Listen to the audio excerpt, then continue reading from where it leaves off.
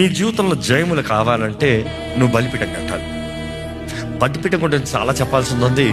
ఈరోజు I'm just giving introduction, just ఒక theoretical introduction ఇచ్చాను, సూచనలు చూపించాను. కానీ ఇప్పటికే మీ జీవితంలో ఈ సూచనలు ఎక్కడన్నా మ్యాచ్ అవుతున్నాయంటే ఒకసారి పరీక్షించుకోండి. ఇందుకొరకు అపవాదికి ఇంకా మీ జీవితంలో చోటిస్తున్నారు, పరీక్షించుకోండి. వై ఈజ్ ఈ స్టిల్ రూలింగ్ యూ? ఎందుకు ఇంకా మిమ్మల్ని ఏళ్తానికి చోటిస్తున్నారు? ఏంటది దేవుడు ఈరోజు నీ జీవితంలో కోరేది?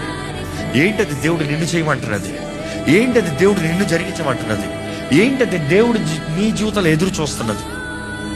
నీవు నిజంగా ఒక నిర్ణయం చేస్తే దేవుడి కార్యం చేస్తాడు. ఎందుకంటే చివరికి అంతా నీ ఇష్టంలో ఉంది. ఎస్, నీ ఇష్టం.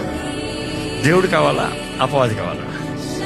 మరలా చెప్తున్నా, అపవాది బలిపీఠాన్ని కట్టి దేవుడు కావాలని చెప్తావు చల్లదు. నువ్వు కట్టే బలిపీఠాన్ని బట్టి నువ్వు ఎవరు కావాలని కోరుతున్నావో తెలియజేయబడతావు. నువ్వు దేవుని కొరకు బలిపీఠం కట్టి ఆయనకి అంగీకారంగా సజీవ యాగంగా నిన్ను సమర్పించుకుని క్రీస్తు రక్త ప్రోక్షణ వేడుకొని నువ్వు బలిస్తే దేవుడు దర్శించుకుని ఉంటాడంటావా? నువ్వే కోసం. ఈరోజు నీ జీవితంలో delays, stagnation, failures, sicknesses, generational curses ఇవన్నీ వెంటాడుతున్నాయంటే ఇవన్నీ ఫంక్షన్ అవుతానికి బలిపీఠం ఉందని అర్థం. ఆ బలిపీఠం అపవాది బలిపీఠం. ఇవన్నీ నువ్వు అనుభవిస్తున్నావంటే ఈ అపవాది బలిపీఠం నీ జీవితంలో ఇంకా ఎక్కడో ఉంది. నువ్వు రక్షించబడ్డావు, ఉపవాసం అంటున్నావు, ప్రార్థన చేస్తున్నావు, బలిపీఠం లేకుండా చేస్తున్నావు. ఈరోజు స్పిరిచువల్ ఆల్టర్ నీకు ఉండాలి.